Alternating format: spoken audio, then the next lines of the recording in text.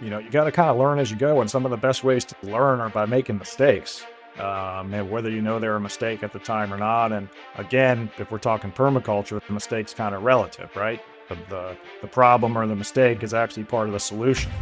Yeah, so what's happening right now is just like the timing of the way things are working out. As a business owner, you're always juggling so many things, right? So it's kind of like juggling three balls. It's like, okay, I'm juggling three balls and I'm getting pretty good at juggling three balls. And now I can look over here while I'm juggling three balls. And wow, this is great. But now the balls are just kind of going. I don't even have to do anything. But now I'm going to add that fourth ball or fifth ball. All of a sudden, everything becomes a mess and you kind of have to relearn everything again. The end goal was not to really kind of work as hard as I can until I'm 60 or 65 and then enjoy life at that point. It was kind of more like, no, let's have as much fun while we're doing this as we can. You're listening to Landscape Business Growth Lab podcast. I'm your host, Ron McCabe, founder of Everbearing Services. On this podcast, I uncover the landscaping and outdoor living industry's best kept secrets. You'll hear exclusive interviews with industry innovators, discover cutting edge strategies from the fastest growing businesses in the green space. We're also going to explore game-changing technologies that are at the tip of the shears. This is where seasoned landscapers and those who are just breaking ground in the industry grow together. Let's roll out the green carpet. Thanks for listening. Welcome to the Landscape Business Growth Podcast. Today, I'm talking with Todd Blossom, the owner of Blossom in Portland, Oregon. Todd has been working in landscaping for a long time and has built a company that focuses on caring for the land, working with nature, and building strong relationships. We talk about how Todd got started, how his business has grown, and what guides the way he works today. Todd. Hello. Hi, Ron. You've been in the green industry since your teens. When you look back at those early jobs, what part of that work still influences you today? Well, I think it was just the connection of being outdoors was one of the most kind of rewarding things about it. I really enjoyed just the fresh air and being around nature, whether it was walking on the golf course or shoveling mulch for somebody. I like the physical aspect of it. And again, I just could not ever imagine myself at that point, even sitting behind a desk for a better part of my life. Yeah. Well, it's kind of funny. They've done a lot of research, and construction and landscaping are two of the happiest professions. I haven't heard that, but I do believe it. Yes. Yeah, no, that's a true thing. So during your years at Tufel and HK&T, you said you started to feel a misalignment between the work and the lifestyle you wanted. What was the moment that made that clear to you? I think it had to do with my growth as a person. I grew up in Cincinnati, Ohio, and that's where I got my roots in landscaping. And through the years there, in hindsight, learned a lot about what I don't like. Again, in hindsight, realized that the people around me that were the most inspiring were ones that were kind of doing their own thing. They had managed to start their own business or maybe even a franchise of something, but they had a sense of independence that was attractive. Uh, as I moved west and came to Portland in 1994, Portland is unique. And it had an It is. immediate, it had an immediate magnetism. And I more or less at that point, as I was just traveling, I went back home, packed up thing, and moved to Portland. And I just started to kind of watch and observe and participate in what was going on around here because it was different. And it just frankly, it just felt better. And in turn, as I started to feel better, I started to realize that things that I was doing with myself, whether it was my diet or my lifestyle or a combination thereof, that at some point it just kind of all clicked that it's kind of all related. And this idea that work is somehow separate from our individual selves, or it doesn't necessarily have to be, was really kind of a bright light for me. That was like, oh, how do we start to integrate these two things? And that's kind of where I started to uh, actually look around for companies. And you mentioned Tufel. I kind of fell in with Tufel, who's kind of at least over the decades, they've been around here in the Pacific Northwest for a long time, running a pretty major commercial landscape operation for the most part. I was head of one of their maintenance teams, and it was the first time I had ever participated or been on a team that was of that scale and size, hundreds of team members as far as out of the field, and just a scale that frankly just didn't feel real good to me. The work itself seemed to be lost in just kind of the chaos of what was going on around, and that led me to HK&T. Who's not around anymore, but that was because they sold. They were a much smaller company, and I walked in there as a crew leader, and walked out as a assistant manager, project manager who had helped more or less double or triple the size of their company in a matter of about Wow. 5 years. So that was kind of the light bulb for me that this was possible, at least as far as like getting a good look at what it might look like to grow a company.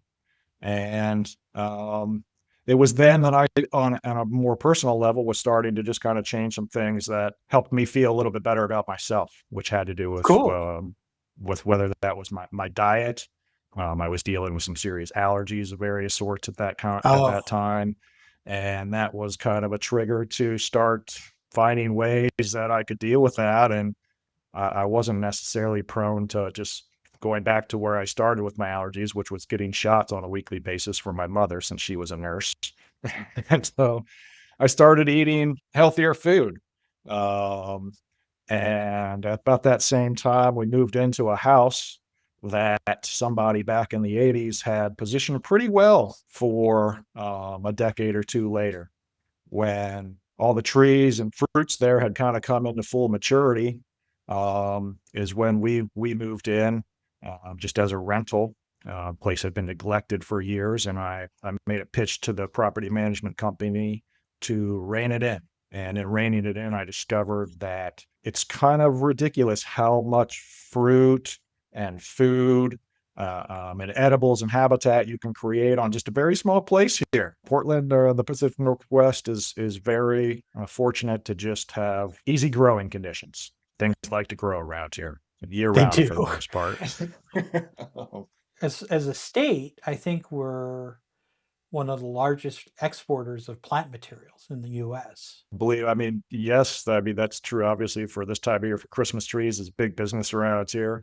But yeah, the nurseries, we can grow just such a wide range. We're bringing in Mediterranean plants that are pretty well adapted for here, um, and on the cusp of some other tropicals that we can use as well. Right, right. Well, and as a landscaper, having those resources to build out landscapes has got to be incredible.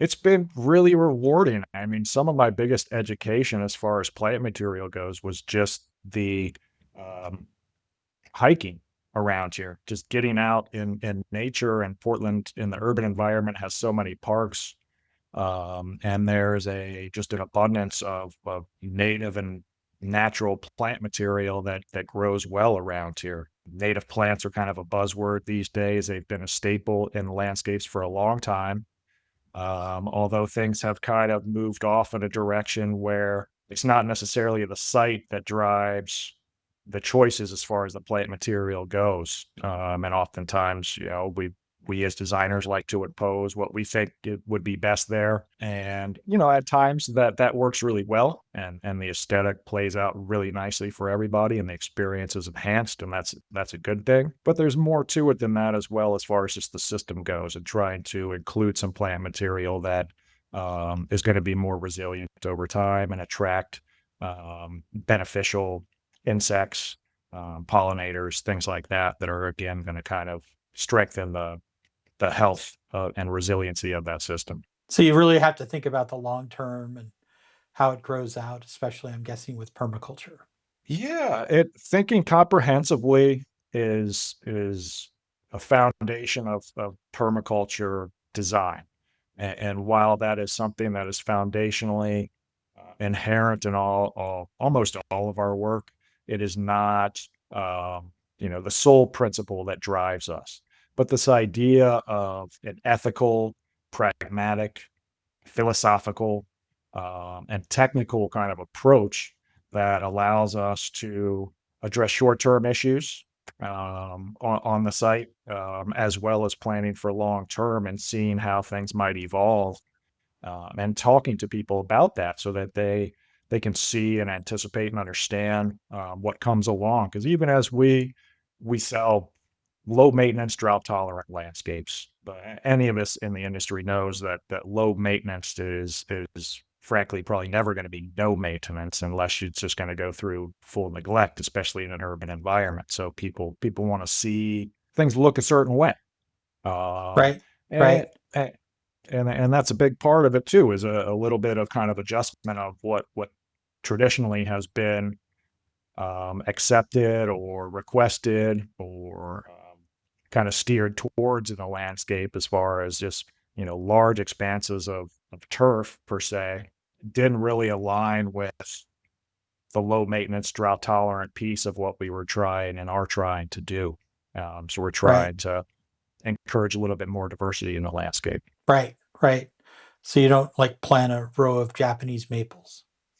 So, We don't plant a lot of rows of a lot of things, right? It's kind of moving away from that. Although, everything is site specific, as far, you have to really take a close look at where you are, what the desired functionality might be. So to say we don't put in a hedgerow, that's not necessarily, true. We definitely put in hedgerows, not necessarily Japanese maples per se, but even the idea of moving away from, an English laurel hedge, to something that's very comparable, but more local here, would be, Pacific wax myrtle can kind of serve the same purpose. It withstands the same type of hedging and same type of size requirements that an English laurel might, but comes along with far more ecological value right. Right. in the So it's going to landscape. kind of Yeah. help the local pollinators and Habitat for help the birds, all environment those work sort of better. things.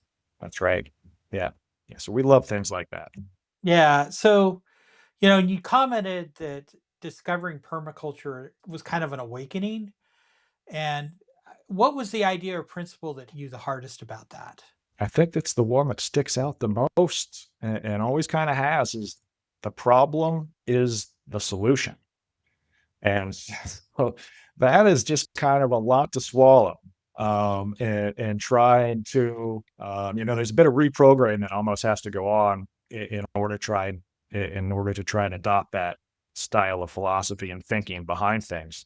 But it actually makes things a little bit gentler in their impact, as you start to assess a challenge or a problem. If you kind of turn it on its head and see that something that challenge is there. And again, this could be site specific. I'm not going to make a blanket statement and say this works across the board all the time, but generally speaking, if you have a water issue, and the water is moving in a particular direction, going to the source of where that water is flowing from is an approach that allows you to utilize that water as a potential asset in the landscape or a resource that's there. Right. Instead of the panic of, oh my gosh, this water is here, and now, oh my gosh, it's landed at the foundation of my house. So yes, clearly there's an issue here there as far as the grading goes, but the water itself is not a problem, right? That's an inherent asset to the landscape that we need to try and integrate. And Right. So you can factor that in. that's right. Yeah, we can do that in so many different ways too, whether that's from the downspout, which is oftentimes where we are collecting most water, and we even doesn't necessarily have to be into a cistern or some sort of catchment system. We can refer to it as just catching it in the landscape and trying to plant it on the site itself, as opposed to it making its way into the sewer or stormwater. And in this case, all that ends up in our rivers around here. So the more we can kind of reduce the amount of stormwater into the sewer system, it's a win for everybody. Yeah, that makes sense. That makes sense. Obviously, that helps the city and the environment, keeps that flooding down. Yeah, we're going to see here in the next few days. We had a pretty major event last week and reached high water marks with many of the rivers and did have some minor flooding. At least in this area, farther north, got hit much harder. But yeah, we have some more pretty substantial rain coming this week. So it's a test for all of our projects, both in process and completed ones. Stormwater management is a critical piece of all the work that we do. So we're always very interested with the high rain and water events, just how things are going to perform. We're built for a 25-year flood most of the time, so we definitely account for um, flooding events. But there are some that will push the thresholds of where we're built to. Right, right. Shifting a little bit, one of the things you mentioned was right livelihood. Describe how you built Blossom. What is a choice you made in the business that reflects that philosophy? Right livelihood business is kind of comes from a Buddhist philosophy that, again, in this idea that the service that we're in or the work that we're doing can be integrated into our lifestyle and our life. So on a personal basis, if we're all different, we're all kind of here doing our own thing, trying to figure out our place in the world.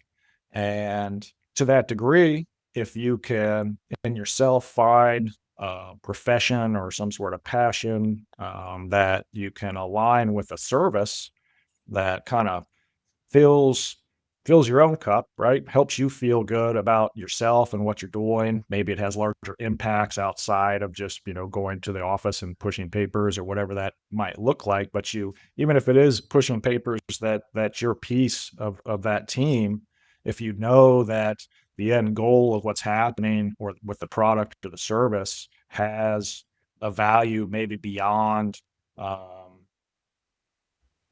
the financial part of it, right? There's other impacts and benefits that start to build upon themselves that reciprocate this loop of um, healthy living or healthy lifestyle potentially. If you're lucky enough to have that opportunity or have somebody share that with you or read a book about it or something early on, because it's just not necessarily what we're in a lot of cases brought up to believe or learn. Like our job, at least is where I as I was growing up, despite the fact that I was actively working in the landscape world, I had built a small lawn mowing business on my own as a teenager. I still had this idea that I was eventually going to be doing something else in life, and it would be some sort of office job, and I'd probably be wearing a tie, and that was what I was going to school for. And it's really interesting to look back, be like, wow, what would it have been like if I actually kind of had known at that point that I could. It was kind of wide open. I could do whatever I wanted. I could really figure something out and do something that um, align with myself, right? And that's where it kind of had to start. Building a business to some size and scale, especially where it is reflective of today, wasn't really the goal initially. It was more about just kind of me and changing some things that I had assumed were the reality of the life that I was going to live. I think I got where you were going. Do you mind if we talk about how Blossoms evolved through many versions over the years? Kind of what's the one period of change that you feel shaped the company the most? It has to do, I mean, some of the work that we started on, I did circle back around on my train of thought there was on the right livelihood business. But yeah, that aligns with just kind of, if you start something new or kind of going on out on a limb, whether it's for yourself or in the environment that you're in, you got to kind of learn as you go. And some of the best ways to learn are by making mistakes. And whether they're a mistake at the time or not. And again, if we're talking permaculture, the mistake's kind of relative, right? The problem or the mistake is actually part of the solution. Okay, Todd, your business has grown largely through relationships rather than traditional marketing. What is the one partnership or referral source that changed the trajectory of Blossom? Oh, I think that would probably have to be the city of Portland. Really? Yeah, I was fortunate enough early on. to be introduced to some people from the city of Portland that were starting to implement a program called the Green Streets here in Portland. And Hmm. as another part of that was a residential stormwater retrofit program called Tabor to the River. And this is probably about 10 or 12 years ago. And all this again is kind of, as I mentioned, part of reducing the amount of stormwater in the sewer system. We have a shared sewer system here in Portland. And as more rainwater goes into that shared sewer system, it eventually mixes with the black water at the treatment facility. And if there's too much water, it ends up in the river. And so Portland's for decades has been trying to reduce the overflows. And as part of that, they asked me to help pilot a program with them that was the stormwater retrofit program. It started out as just a downspout disconnect program. Take your downspouts out of the sewer system, just put them in a conveyance out in your landscape, just run it out into the turf or wherever it land. But it's better than going into the system. But they started to refine that and see the potential to actually do something more creative with it on these residential sites and a few commercial ones as well. And we basically piloted a program that through, people's um, sewer charge on your municipal bills, there's a small part of that that goes towards this program, which basically solicits homeowners in targeted basins. Those are basins that are kind of the sewer is a little bit undersized for the urban growth that might be happening there. And so we're trying to get out in front of taking out as much water out of that neighborhood or basin as possible. Hmm. And initially, it was kind of like pulling teeth to get people to kind of bite that the city was going to step up to the plate and hire this contractor, Blossom, to be um, part of a process where the city leads the way in designing the space, seeing if it's appropriate or not first, obviously. But once we hone in on a house, then you take some calculations on the roof, see if there's enough space on the ground to kind of manage that water there. And we've managed to put in, I don't remember what the count was at last. We're into the thousands of rain gardens that have been going on over the past 10 plus years here on single family homes and a few commercial properties and a few apartment complexes. And the gallons are just it's in the millions of gallons that have been removed out of the system. And that's beneficial in a lot of ways. One, because we're reducing sewer overflows. It also reduces the need for major construction projects potentially in the form of new sewers, increased sewer size. Um, and then in the end, it also um, brings it back home. And it gives us an opportunity to create a landscape at somebody's place that has ecological value to it, has educational opportunities to it, and will continue to perform um, for years to come. The first Great. ones that we did many years ago are still very active and you know, actually have become even more resilient over time as they've established themselves. And that's kind of the goal. So these systems are built to sustain the test of time and the water as well. Okay. That's great. That's a great contribution. And at the same time, it's giving somebody a really resilient landscape. Yeah, it's been really nice. And over time, as people have seen what's happening with this as far as the benefit into the landscape, understanding the complexities of it and why the program is in place, people, the tables have turned and now people are, looking, can I get in the program? How do I get in the program? They want the city to come and I mean the city pays the city pays. So it's kind of a big asset to specific neighborhoods here that are really in need of some additional stormwater management. So I don't know. I'm guessing it was challenging, but you went fully electric long before the industry was ready for it. And kind of what challenges from that early transition taught you the most? Yeah, that was a wild ride early on. Well, we've been at it for about 10 years with our electric maintenance service. We don't We carry some electric equipment on our construction crews, but technology's not quite there yet. I mean, the next piece of equipment that we're waiting for that we use very often that's still gas powered is a demo saw, concrete 14-inch concrete demo saw, and at least still is on the cusp of getting something that seems like it's going to be usable. So it's been a learning curve for us and the industry. I mean, if that at that point trying to find something commercial grade what was challenging in itself. And so we knew that. We found a good rep and a good company in Greenworks early on. We're some of the first ones out in front trying to get things available to commercial contractors. They did really well for us for years. But then as the market started to get a little bit more competitive, we started to have difficulties with the equipment because this is one of the things. It's a new technology, so we know as far as longevity goes, we're figuring it out, right? We're the first ones, kind of like, all right, do we get 2 years out of this, 5 years, 10 years? What's this going to look like over time between the batteries and the equipment itself? So it's a big part of it is the performance of the equipment, but a huge piece is just the service of having somebody from the company in the form of a rep that can talk to you about what's going on, what's coming, help you with issues that you're having. It's been a game changer as far as positioning, as far as our maintenance services go. As we mentioned, Portland's tends to be a little bit different.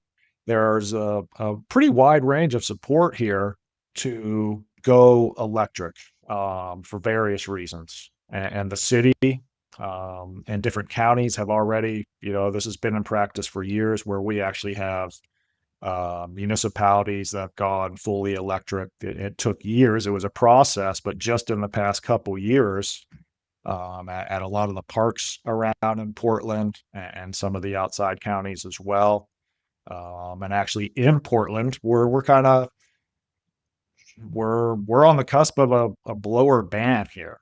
And that's, has not been necessarily the driving force behind what I'm doing, but I am a strong believer that there are alternatives to most of the gas powered equipment that we have and blowers. I just don't see the need for the amount of pollution and noise that come along with gas powered blowers on a 12-month around the year basis, right? We've been kind of selective in the rollout here in Portland. This is leaf season, wet, heavy leaves, new technology, trying to find the balance of performance, function, efficiency, all those things there. Um, has been difficult, but we're getting better. And Portland, along with some local not-for-profits here, one of which is Quiet Clean PDX, is a group of local residents here who have been pushing for years to try and put this ban in place. So Blossom's well positioned in that regard. And there is a niche market, and that's kind of how Blossom has really grown, is trying to be in front of some of these niche markets over time. And as they evolve, we're the leader in that field. And that increases both our clientele and my position as far as talking to people from a place of experience, how to do some of these. Well, what changes in the practice in the field? How do you implement that practice? We've been it's a slower process to grow a business like that. But again, it kind of ties into that right livelihood piece for me, because that is a key element, that there's a larger impact, and that I feel like there's a benefit beyond just myself, my salary increasing or even increasing the salaries of the people around me, that the work itself actually has a benefit um, on us and the surrounding environment. And that's really rewarding for me. And I've Okay. managed to put a team in place as well, who is rewarding for most of them as well. That's the real game changer. Well, the team, nothing happens without the team. So that's great. True. Yep. So, hey, you work with groups like the Bird Alliance and Xerces. What is one practice you adopted because of those partnerships that you might not have found on your own?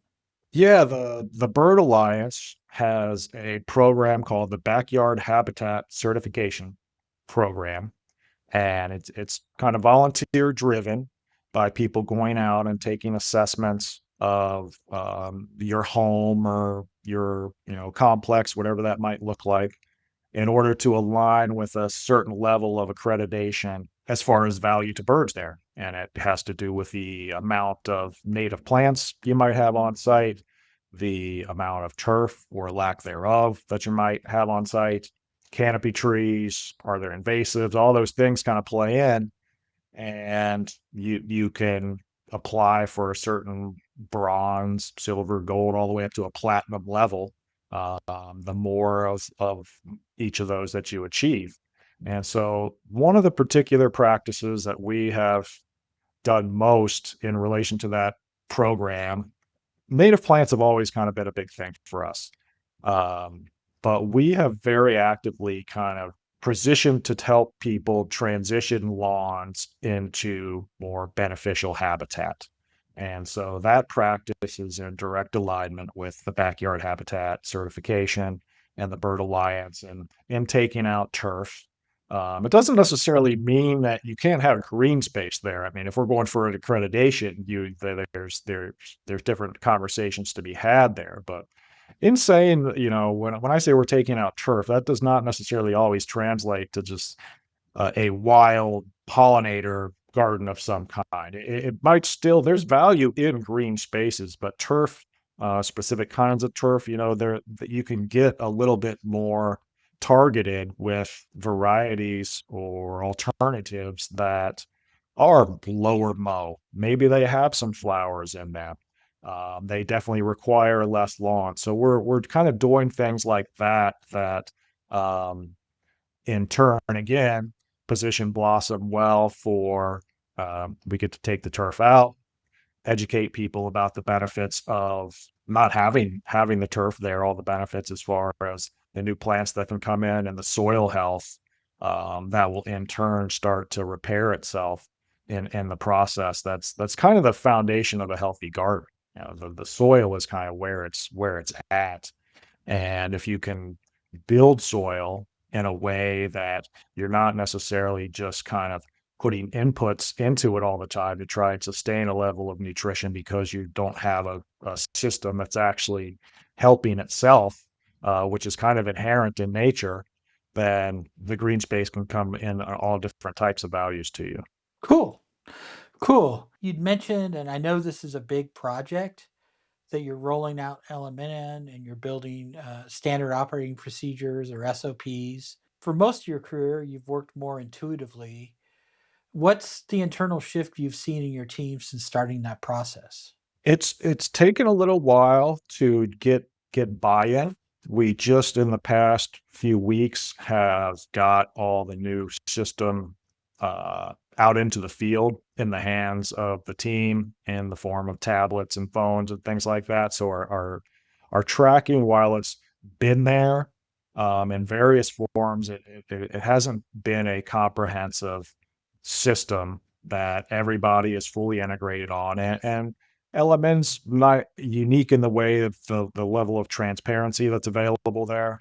So I'm really trying to get people on board with if they participate, this is going to make us more efficient and in turn going to allow them to hopefully grow with Blossom and that grow your salary, grow in your position, grow in your impact and the profession that we're in is kind of the goal at this point for me as an owner, and it's going to allow me to step out and become more working on the business instead of in the business. And as you mentioned before, the team is crucial. So it really took having the right few people in place who could really kind of own this. And I kind of told them early on that as much as I'm learning it with them along the way, it was the idea that if they hadn't noticed already, hey, if you haven't noticed, I'm not really digging as deep as you and your coworkers are here, and there's a reason for that, and that's because I'm gonna definitely learn as we go a little bit later. But at this point, I really want this in your all's hands because it's in both of our best interests for that to happen.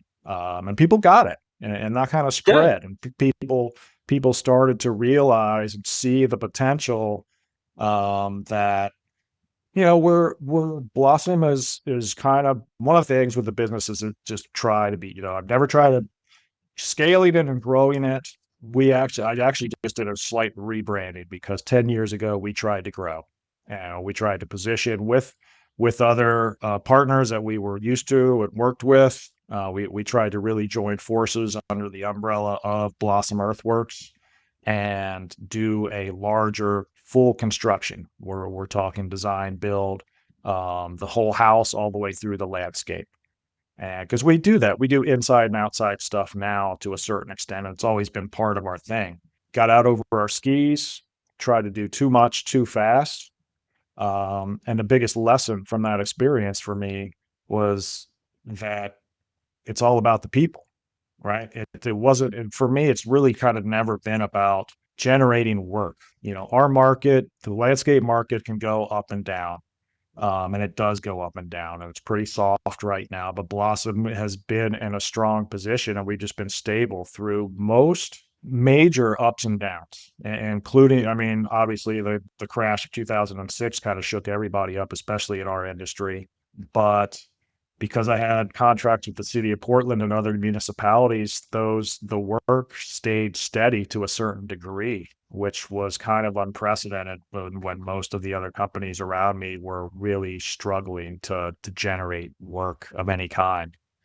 Um, and so as time has gone on, I feel like I've gotten better at seeing where the opportunities are to grow, and seeing them before they're right in front of your face, right? The idea is kind of see it before it comes, try and have some sort of lead on that and be in a good position when it does come around. I think it's easier to go find work than it is to find people. In the past decade, especially because I've been doing this for nearly 30 years at this point, it's really that I've come back around to that I've allowed myself to just start to convince the people around me that was part of it too. It's like, listen, we can't, like, it's not work. Like, we have all these great ideas. We can do all these things. Then yes, I think they would probably be successful. But if we don't have the people to execute and the team in place for this to happen, it's just not going to go well when we try and roll it out. So there's got to be more of a comprehensive plan.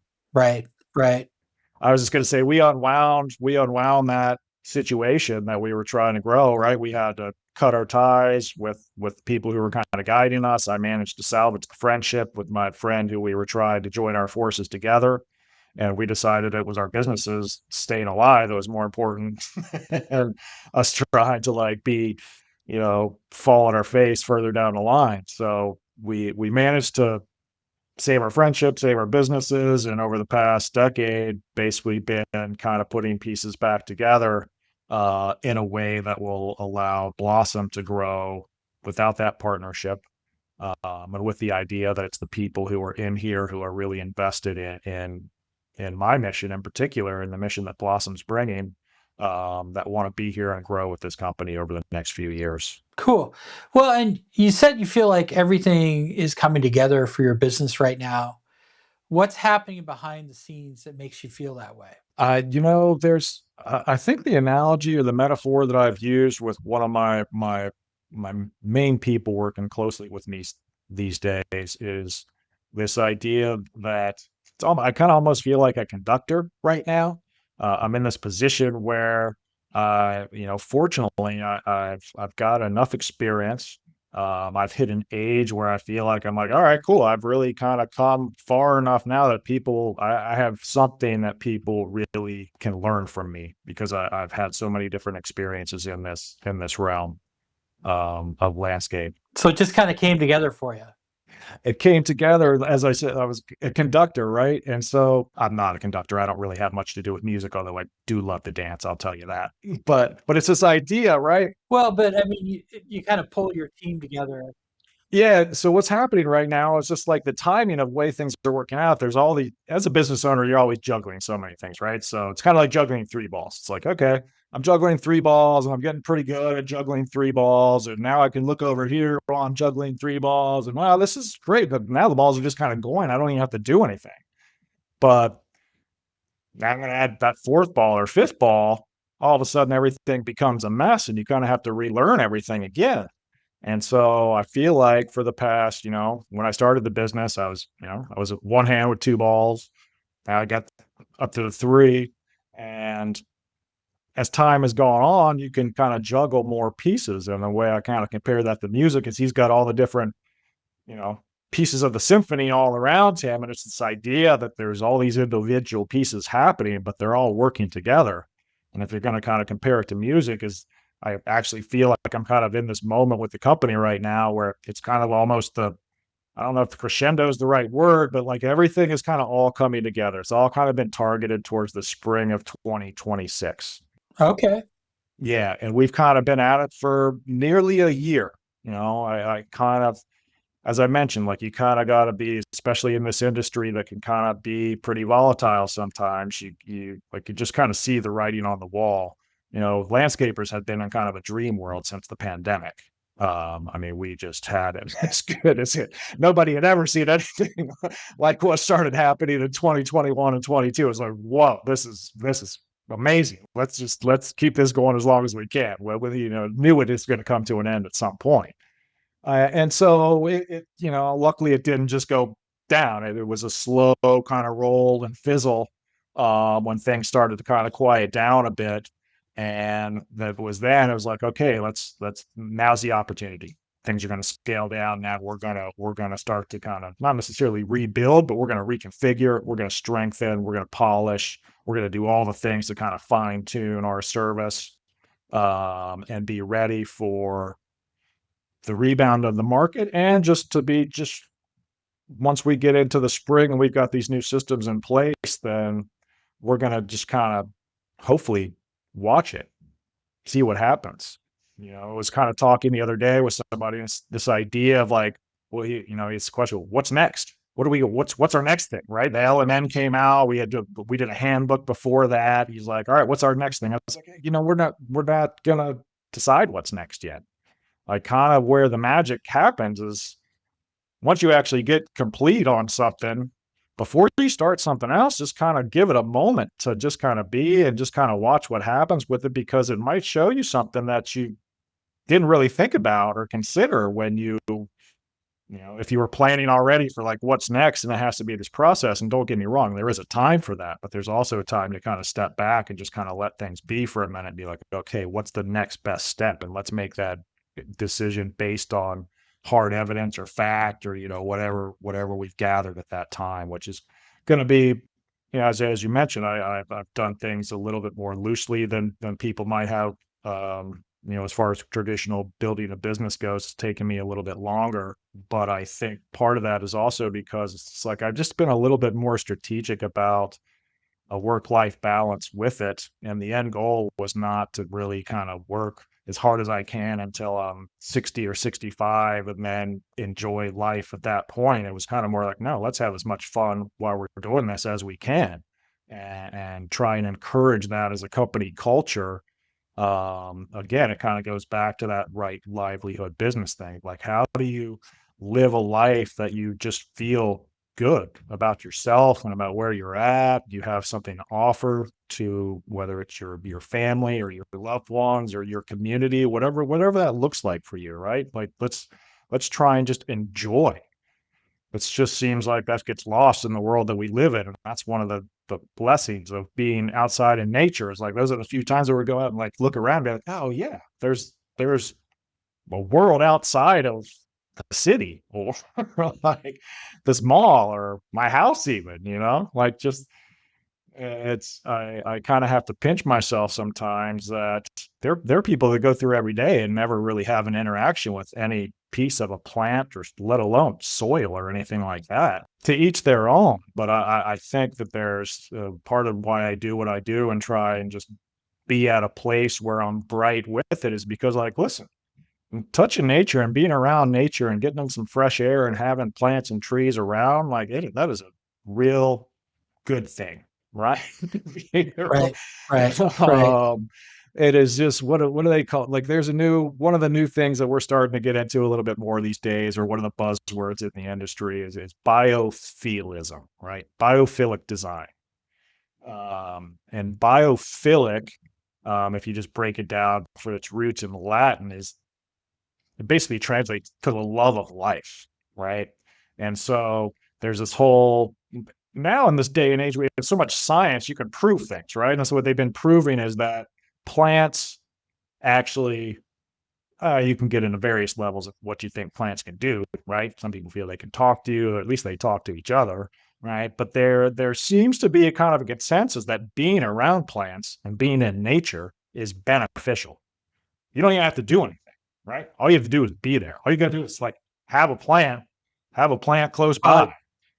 yeah, the Um, Japanese, I think, call it forest bathing, for they call it example. forest bathing. That's right. Yeah. And that's become a culturally like that's a thing for them. Yeah, They're almost mandate that you like at least on a weekly basis, you're like an hour. I don't know what the numbers are, but I mean it's like it's as simple as like 20 minutes a day. Right. It's not like you gotta go out and like go camping overnight. I mean, that's all great. And like I said, to each their own, but 20 minutes a day, just do it. Just go out, take a walk, breathe some fresh air, maybe I mean, hug a tree if you really want to, be more like a Portland person, but sorry. that's all right. That's all Bunch of right. tree huggers out here. Yeah, yeah, Yeah, trees are the answer. yeah. Hey, so for someone else who wants to build a values-driven ecological company, what's the one practice or mindset that helped you stay aligned over the years? Part of it is just believing that there are different ways to do things. And because it's easy to want to just fall into the same, well, what's easy? What's the easiest way? The path most trod, right, is often an easier path to take.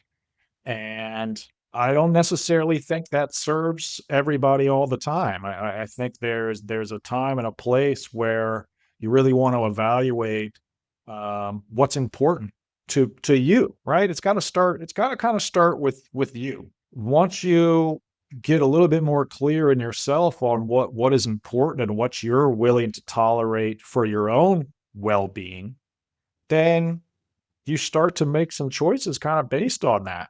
And whether that aligns with your trip to the grocery store or your life profession, it's kind of similar.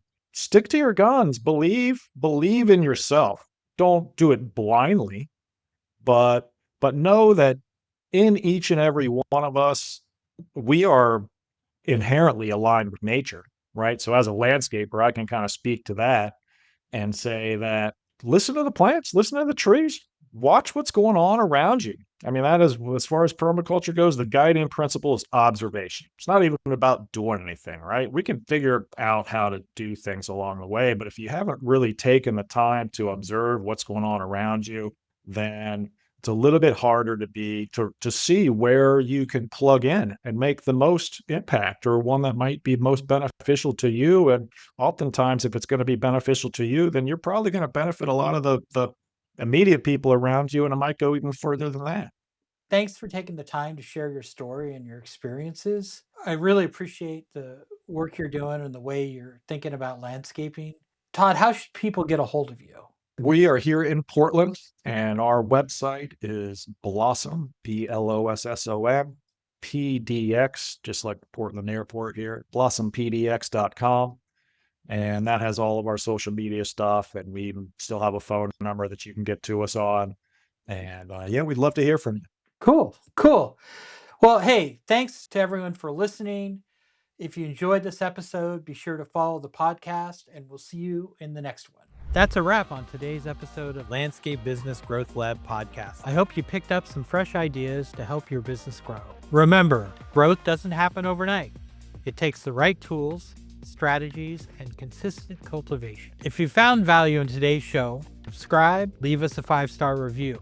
Share this episode with a fellow green industry professional who's ready to level up. For more resources, show notes, and exclusive content, visit us at landscapebusinessgrowthlab.com. And if you want to connect directly, you can find me at Everbearing Services. Until next time, I'm Ron McCabe, reminding you to keep your tools sharp and your mindset sharper. Now get out there and grow something great.